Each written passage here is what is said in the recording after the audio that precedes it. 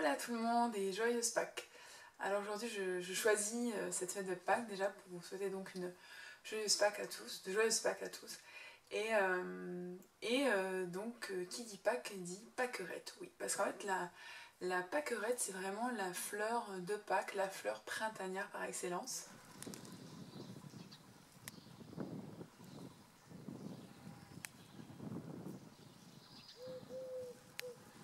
Donc elle appartient à la famille des Astéracées et c'est une des pionnières finalement au printemps et elle apparaît de façon assez massive dans tous nos jardins ou parcs publics ou autres espaces plantés, soit de façon voulue, soit un peu moins voulue, mais en tout cas elle arrive toujours à coloniser à cette période de l'année et c'est vrai que on la surnomme la plante de Pâques parce qu'à Pâques on la retrouve en très grand nombre.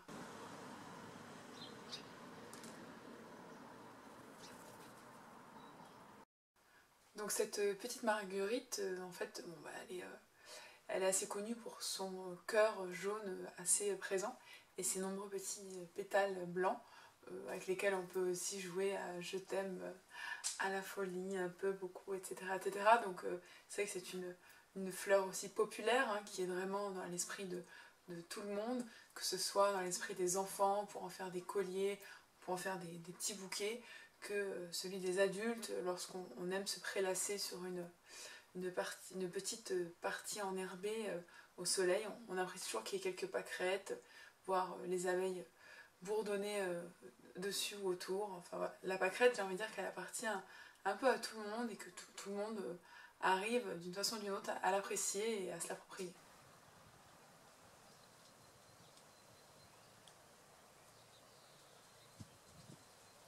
Donc la pâquerette, c'est une fleur, une plante qui s'adapte très facilement à tous les climats. Donc on va le retrouver un petit peu sur tous les continents du monde, sauf l'Antarctique. Elle a besoin de lumière, d'un peu d'humidité, mais elle est assez sensible, du coup en fin de journée elle se referme pour encore mieux s'ouvrir avec la rosée du matin, dès le lendemain, accompagnée de la levée du soleil et de la lumière.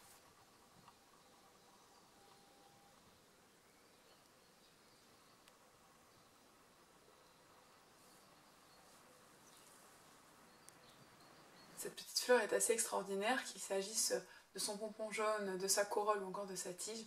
Tout est comestible, en salade, en purée, en potage. Vraiment c'est une plante assez magique.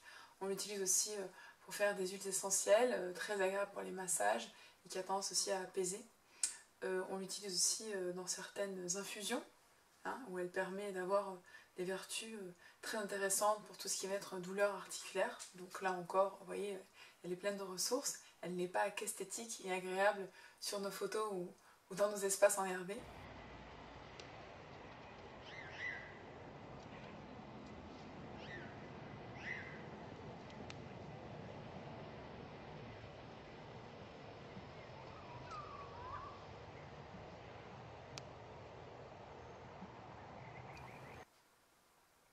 Alors elle n'a pas forcément de parfum, elle a cette petite odeur un peu piquante que l'on reconnaît tous, qui est pas forcément désagréable, ni vraiment agréable. Elle a sa propre odeur, mais c'est vrai elle se suffit à elle-même de par sa grâce et de par son esthétisme, et finalement sa simplicité. Hein. Ne dit-on pas que les choses les plus simples sont souvent les plus belles? Bon, voilà, je crois qu'elle en est la porte-parole, l'impératrice évidente.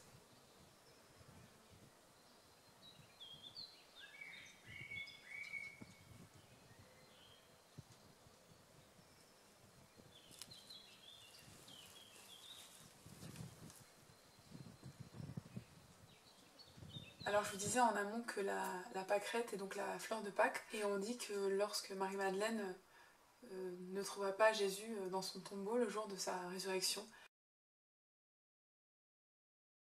elle versa de nombreuses larmes et les larmes qui touchèrent le sol se transformèrent en pâquerette. Après il y a aussi de nombreuses autres histoires et légendes qui accompagnent cette fleur. Je vous invite à aller les consulter, mais vraiment c'est assez intéressant. Alors voilà pour la pâquerette, de son nom latin Bellis perennis. J'espère que je vous aurai appris quelques petites anecdotes sur elle, ou en tout cas je vous aurai peut-être éclairci sur certains points, et que les images qui accompagneront mon discours vous donneront envie de vous attacher davantage à elle ou d'y faire un petit peu plus attention. En attendant, je vous souhaite encore de joyeuses Pâques, et je vous dis à très bientôt. Hasta luego.